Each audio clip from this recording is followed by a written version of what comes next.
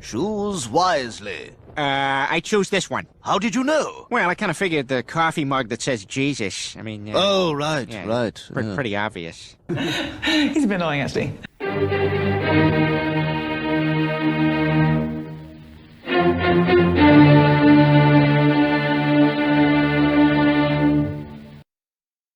Well, hello folks, it's your friendly neighborhood watchman here with you again with another Indiana Jones video. Can't get enough, we just can't get enough. And I just can't get enough, and I just can't get enough. And it looks like the trailer has not been gathering as much views as the studio would like, especially compared to other trailers from other films. And gee, I wonder why that could be. So nowadays, they keep track of how many views a trailer gets, and Indiana Jones is behind the Transformers. So that's really not a surprise to me, seeing as how Indiana Jones films are supposed to be action-oriented, and the lead actor is 80 years old. So it just beggars belief. If he was assisting somebody, preferably his son, that was introduced in the fourth Indiana film, Kingdom of the Lost Skull. But I mean, that movie in itself was atrocious. So, they're like pretending that doesn't exist.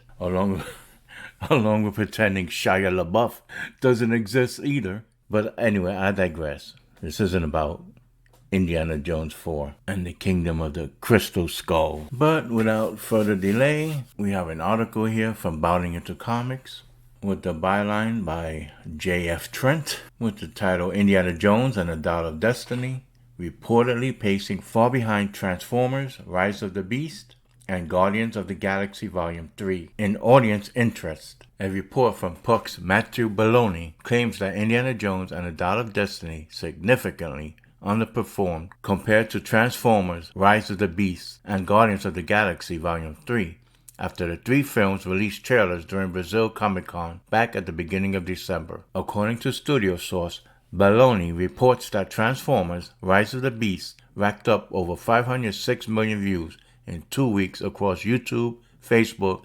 TikTok, Instagram, and Twitter.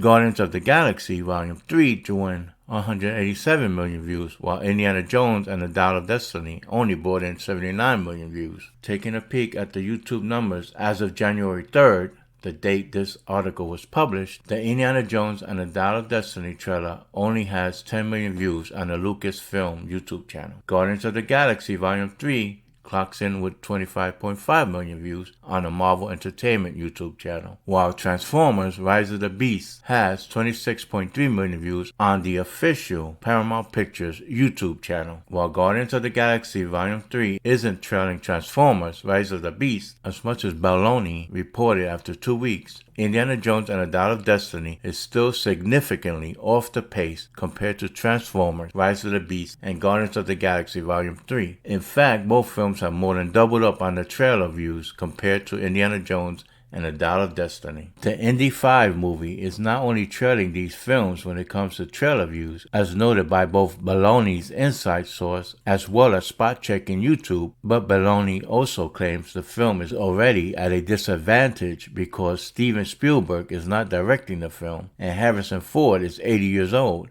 and is supposedly the leading man in a film franchise known for its action-adventure heroics. Exactly what I was saying at the beginning of this video.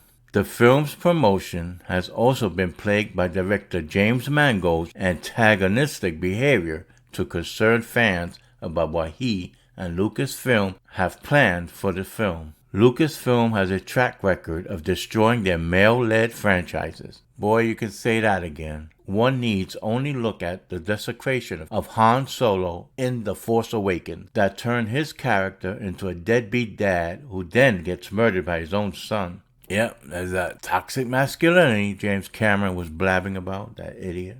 Too much testosterone. This anti-male theme will be doubled down on in Rian Johnson's The Last Jedi, that shows Luke Skywalker as a man who has abandoned everything he believed in and even tosses his lightsaber away like a piece of garbage. This theme is not isolated to the sequel trilogies. The Mandalorian turns what was pitched as a ruthless bounty hunter living in the outer reaches of the galaxy into a glorified babysitter for a childlike Yoda character that is apparently not a child at all. The Book of Boba Fett also turned the famed bounty hunter into an incompetent town manager. Given this track record, fans have a healthy skepticism of what Lucasfilm and Mangold will do to the franchise. I would add what a Disney-owned Lucasfilm would do to the franchise, and have especially had their hackles up following the casting of self-proclaimed feminist Phoebe Waller-Bridge. I sometimes worry that I wouldn't be such a feminist if I had bigger tits. Because after you slap on some woke, they think it's a good idea to slap on some more. In response to one fan concern, Mangold decided to attack him and then proceeded to lie about his attacks on a fan. Matthew Kaddish shared his concerns, writing on Twitter, quote, "To anyone thinking Indiana Jones 5 might be good, just let me point out. 1. Steven Spielberg is not directing. 2. Kathleen Kennedy is producing. 3. Harrison Ford is 78 years old. 4. It is written by Jonathan Kasdan, who wrote Solo." Mangold responded, writing, "Thanks, Matt. 1. Keep making the world a better place, crapping on things in the first week of production from your basement." Yeah, thanks. Matt got you triggered, huh, Mangold? 2. Never seen a script by John. Nothing against him, just reality. Buttersworth and I started from a blank page. You should have left it blank, in my opinion. 3. 1 to 3 are hugely talented and all at my side. Yep, there's the tweet. Not only did Mangold decide to degrade Kaddish over his legitimate concerns, but he confirmed those concerns were legitimate by claiming 3 of Kaddish's 4 concerns were, quote, hugely talented and all at my side, unquote. Following this interaction, Mangold would then lie about a month later when a Twitter user referenced his degrading comment regarding Kaddish living in a basement. Mangold denied he ever used such language. He wrote, quote, I never said people criticize me live in basement. People criticize me all the time and don't get such comment. I think you know what caused me to reply to the specific clickbaiters the way I did. Because you were triggered and butthurt, and I have said I am sorry if, in my anger, I spoke too broadly. Well, yeah, you did say that because here's your tweet. Ta-da! So he's a liar. Responding to a report on Mangold's comment, Kaddish wrote, quote, "First thing Mangold said to me was that I was a basement dweller," unquote. Clearly, Indiana Jones and the Dial of Destiny does not appear to be connecting to people via trailer views. And on top of that, he has an antagonistic director who not only confirmed fan fears about Lucasfilm's production are legitimate, but he's openly degrading them for expressing such concerns. What do you make of this new report regarding Indiana Jones and the Dial of Destiny's poor trailer views compared to Transformers, Rise of the Beast, and Guardians of the Galaxy Volume 3? What do I make of this report? Oh my god.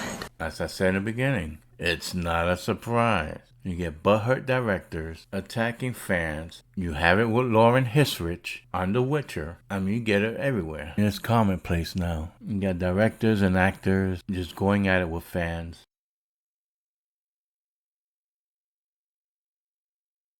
They pick up these IPs because they're popular and they already have a built-in audience, yet they shit on those audiences, fans, by changing things up, gender swapping, race swapping, changing sexual orientations, etc. In short, just injecting wokeism so they could virtue signal. But the majority of people are getting tired of that. And if you're not liking changes, then being called various isms and phobes for not drinking the Kool-Aid, the woke Kool-Aid. And you have people comments, and we just happen to share the same opinion, same views. We have a commenter here saying, "Let's face fact, all of Hollywood has an agenda now. Feminist and alphabet people plots and protagonists. Nothing will ever be the same, and I refuse to submit to these ideals."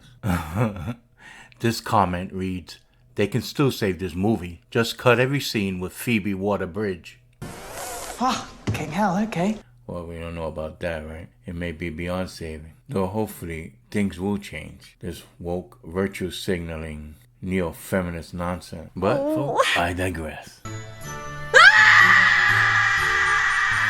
And with that said, we reach the end of another video. And if you agree, please hit that like button, comment if you feel like opining, subscribe if you haven't already done so, and hit that notification bell so that you'll be forewarned whenever I decide to drop another video. And as always, stay safe, and I bid you peace. I hate myself.